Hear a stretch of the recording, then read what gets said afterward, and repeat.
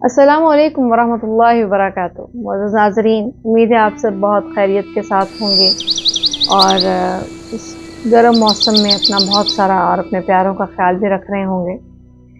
आज आपके साथ बहुत मुख्तसर सी बात करने के लिए हाज़िर हुई हूँ। बात का ताल्लुक़ हमारे माशरे से है और हमारे माशरे से भी इस तरह कि हम चूँकि कुरान से उस तरह ताल्लुक़ और वास्ते में नहीं रहते, जिसकी वजह से हमारी जो मालूमात हम इधर-उधर से बातें सुनते हैं, हमें लगता है कि शायद ये भी कुरान का हिस्सा है। और बहुत सारी ऐसी चीज़ें जो कि कुरान में मौजूद नहीं हैं, उनके बारे में हमें ये शायबा गुज़रता रहता है कि ये कुरान के अंदर मौजूद है। कुछ अफ़राद से बात करते हुए ये पता चला कि कुछ चीज़ों को वो बिल्कुल बहुत यकीन के साथ ये समझते हैं कि ये चीज़ कुरान के अंदर मौजूद है। कुरान में नहीं भी है तो हदीस तो कन्फ़र्म ये है ही। मेरी जैसी उम्र के अफ़राद जो होंगे, वो तो लाज़मी इस चीज़ को समझते होंगे।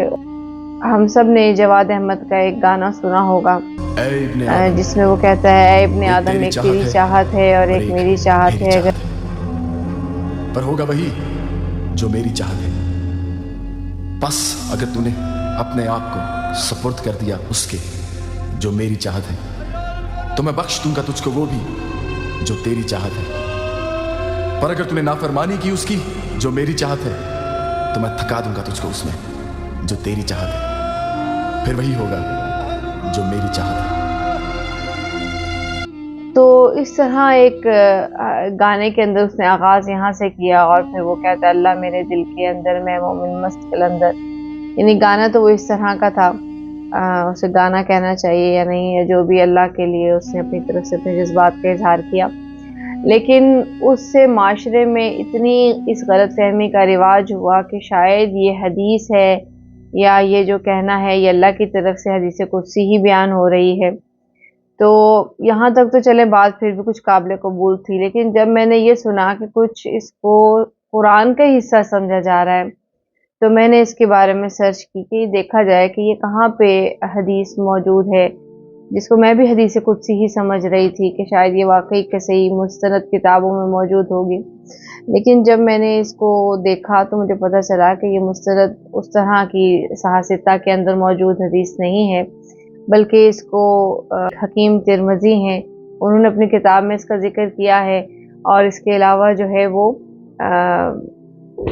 यानी इह्या उलूमुद्दीन जो किताब है इमाम गज़ाली की, उन्होंने अपनी किताब में इसका ज़िक्र किया है। लेकिन इनमें से कोई भी सोर्स इसका इतना ऑथेंटिक सोर्स नहीं है जिसमें कहा जाए कि ये वाकई हदीस, चूँकि आपको पता है अब हदीस वो होती है जो रसूलुल्लाह से साबित होती है, और ये जितनी भी जगहों पे ये मिली है रिवायत, वो बग़ैर असनाद के हैं। तो इस वजह से हम इसको हदीस नहीं मान सकते। ये कौल ज़रूर बनाया गया और आम तौर पे इसके बारे में जब की छानबीन की गई है तो कहा यह जाता है कि इसका मफ़हूम ठीक है, लेकिन ये अल्फाज इस तरह सनद के साथ रसूल सल्लल्लाहु अलैहि वसल्लम से साबित नहीं है। तो अब इसमें कि ये जो मफ़हूम सही है, इसको क्यों कहा जा रहा है कि ये सही है?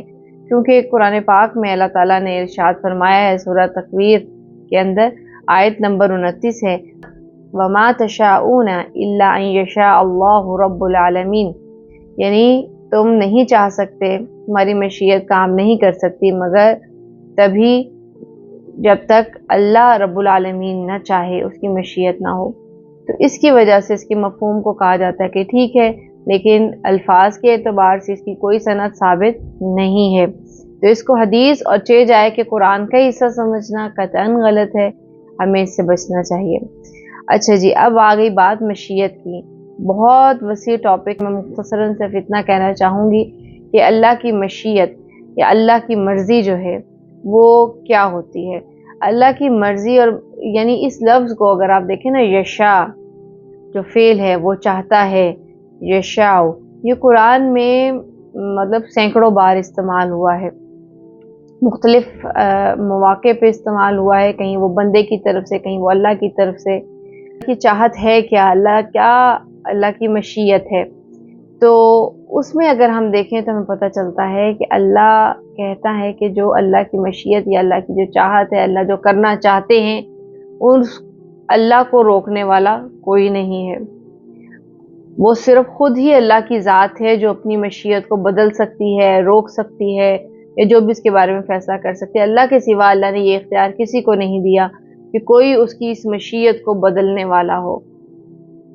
قطعاً کسی کے پاس یہ حق حاصل نہیں ہے، اور اپنی اس مشیت کے لیے اللہ تعالیٰ نے اللہ نے ہی مختلف مقامات پہ یہ بھی بیان کر دیا ہے کہ اللہ جو فیصلہ کرتا ہے عدل و انصاف کے ساتھ کرتا ہے، اللہ جو فیصلہ کرتا ہے وہ کسی قانون کے تحت کرتا ہے، اور اللہ جو فیصلہ کرتا ہے وہ کسی حکمت کے تحت کرتا ہے۔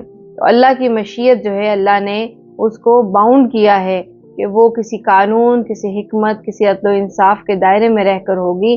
وہ ایسی نہیں ہوگی کہ جس کو کہیں گے ہم کہ اللہ تو جو چاہے کر سکتا ہے، یعنی وہ چاہے تو ابو جہل کو معاف کر دے اور کسی مومن کو آگ میں ڈال دے۔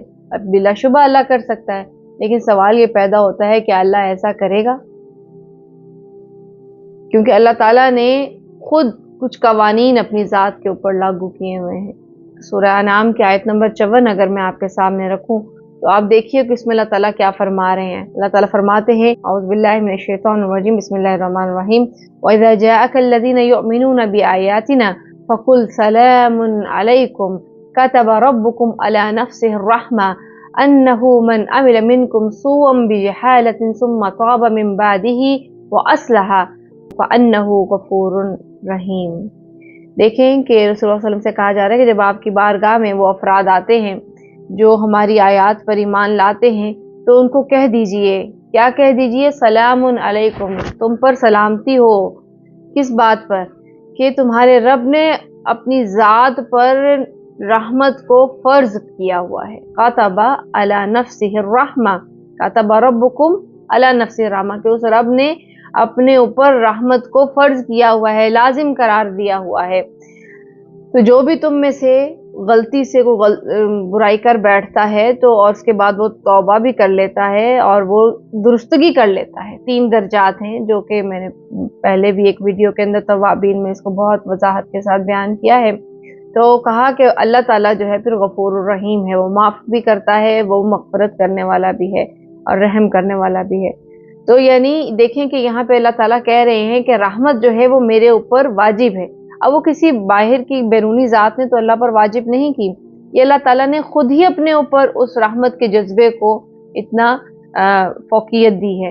یعنی اللہ کے اوپر جو بھی اللہ نے قانون، حکمت جو بھی ہیں وہ اللہ کی اپنی اختیار کردہ ہیں، اور اللہ نے ان کو بیان بھی کیا ہے کہ وہ اللہ کیسا ہے، اس کا تمہیں تعارف قرآن کے اندر مل جائے گا، کیونکہ اللہ نے اپنا تعارف قرآن کے اندر کروایا ہے، اس بیرونی کائنات کے اندر کروایا ہے کہ کس طرح اللہ تعالیٰ کی ذات جو ہے وہ تمام چیزوں کو ایک رحمت کے ساتھ اپنے اندر سموئے ہوئے ہے۔